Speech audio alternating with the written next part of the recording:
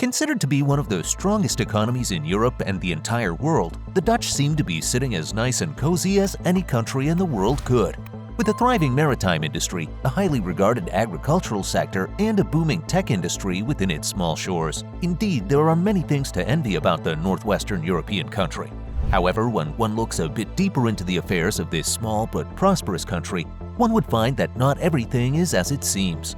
Trouble looks to be looming over the horizon, and if the country ignores the signs, it may not survive the tough times that may be coming. What are these horrible signs? Are these problems this small but proud country can overcome if given the chance to revive its declining economy? Join us as we look into why the normally strong Dutch economy is slowing down. The Dutch economy. Before we take a look at what is going wrong with the Dutch economy, we actually cannot ignore the fantastic parts about it. One of the most all-round economies in the world, the Dutch have found a way to make their small and troublesome country work. Take a look at the Port of Rotterdam, a structure that represents the grit and industry of the Dutch economy.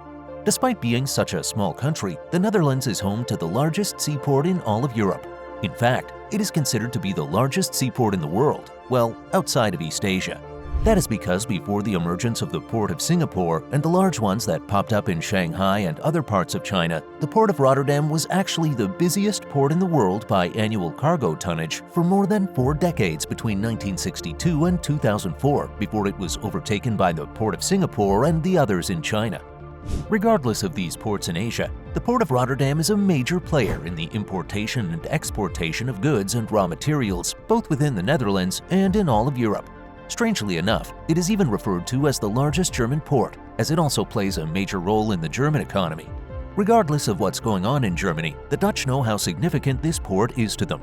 For example, in 2022 alone, the port generated direct revenues for the Dutch economy. These revenues could not be ignored, as they came up to almost 800 million euros. Incredibly, this is just the tip of the iceberg when it comes to this port's contribution to the affairs of this country. Due to its industry, the Port of Rotterdam serves to be an attractive destination for foreign investments, so much so that it can be considered to be a world-class destination for business activities. Considered to have one of the most competitive international climates in the world, it ranked at number 6 in the world in the World Competitiveness Ranking 2022. This is due to its high business efficiency scores, as well as its state-of-the-art infrastructure that rivals that of the most advanced countries in the world. In fact, it's considered to be in the top 10 of the countries with the best infrastructure in the world, as it is compared directly to the likes of South Korea, Japan, and Germany. This is probably thanks to its well-maintained highways, modern airports, and the fantastic seaports that can be found in this small country. As amazing as its infrastructure might be, the Netherlands were dissatisfied with only having thriving seaports and great infrastructure for its 17.53 million people. In order to make sure the money keeps rolling in, the Dutch managed to become the world's second largest agricultural exporter in the world back in 2020, only behind the US and more than the likes of Brazil, Germany, and China of all countries. In fact, the country's agricultural produce became so surplus that in 2022, the Netherlands exported 122.3 billion euros worth of agricultural goods to the rest of the world. To be honest, this was no surprise to the Dutch because since 1995, the volume of Dutch crop and animal agricultural production had grown by 20%, and that was all without the increase of natural gas consumption and with reduced fertilizer use as well. Not only do they produce these agricultural goods, the Netherlands also hosts some of the largest agri-food businesses in the world. Companies like Nestle, Coca-Cola, and Unilever saw it fit to set up major research and development centers within the shores of this small European country. This may be because, as impressive as their agricultural sector might be, they didn't let their other industries slump in the corner. Displaying their efficiency that rivals the likes of Japan and South Korea, the Dutch managed to make the most of their limited resources so that they could thrive. This was supplemented by the importation of cheap resources so that they could convert them into high-quality goods that would be exported all over the world. In fact, the Dutch seem to be able to produce everything they need as it hosts all types of small and large businesses. These days, it's quantum computing, artificial intelligence, and other aspects of the tech industry that are making a come-up in the Netherlands. This progress in these fields is so significant that the big international companies have taken notice. That is why tech giants such as IBM, Microsoft, Google, and Oracle decided to build headquarters and centers in the Netherlands.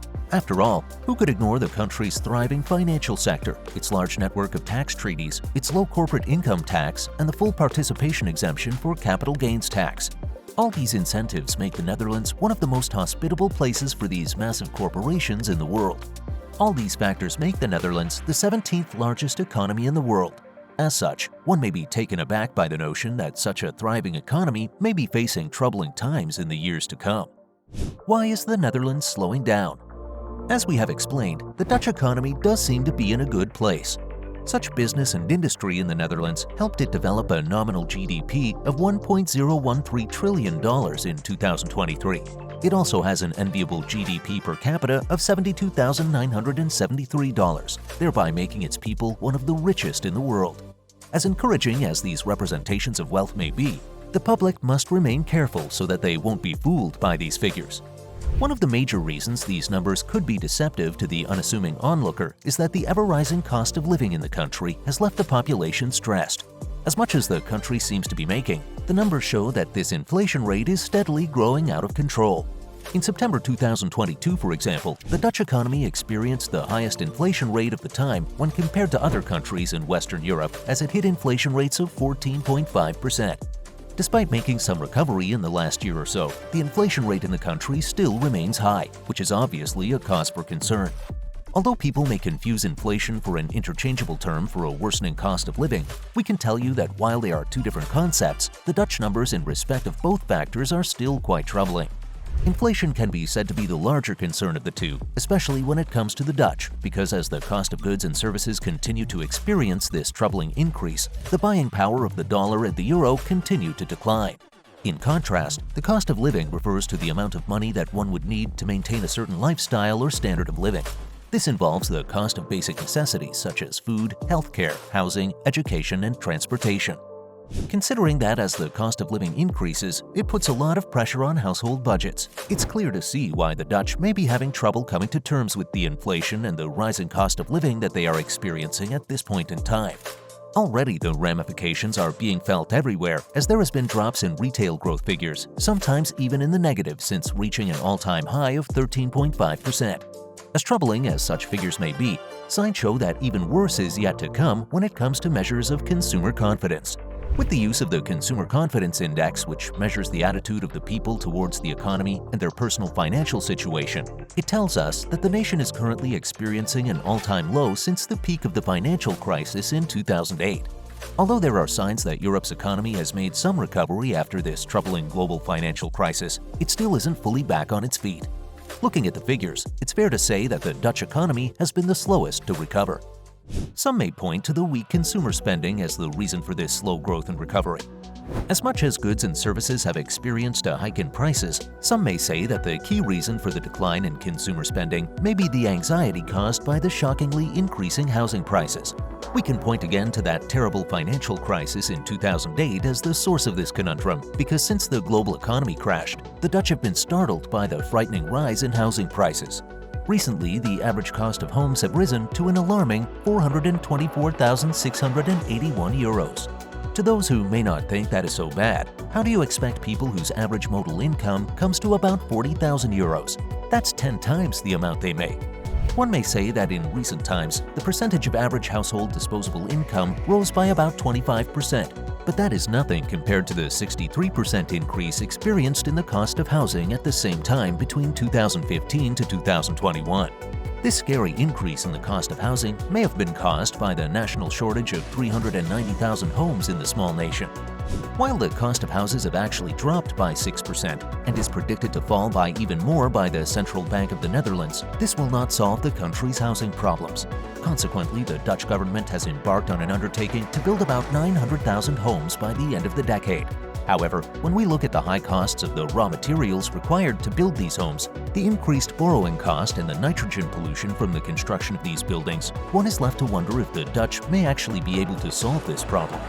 The public would need to know how exactly they will go about solving this problem, because the housing crisis is at a dire point already and is steadily getting worse in recent years. You can look at the homelessness crisis as an indication as to what's going on over there.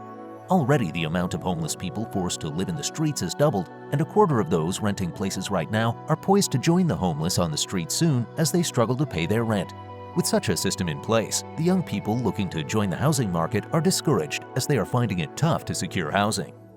Reason for these soaring prices. Unfortunately, the high demand for these houses won't be quenched anytime soon because of the low supply of these homes.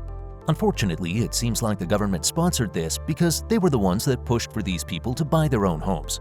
This unfortunately led to the Dutch having the highest household debt to GDP ratio on the continent. It's strange because as they pushed this propaganda to buy these homes, the government failed to build enough homes to match this demand in the past decade. For example, in 2022, about 74,000 homes were completed. Despite being the highest number of homes built in recent times, this is barely above average for the country. The main reason the Netherlands is hesitant to build more homes is because of the nitrogen crisis. You see, the Dutch have a nitrogen budget, and before anyone can build anything, they must make sure they do not exceed this nitrogen budget so that they do not abuse the environment. Despite being a measure to save the world, if you will, it may have provided some comfort if these ideological measures did not create more problems than they solved. In fact, it almost seems silly because the Netherlands is the second biggest nitrogen polluter in the Eurozone.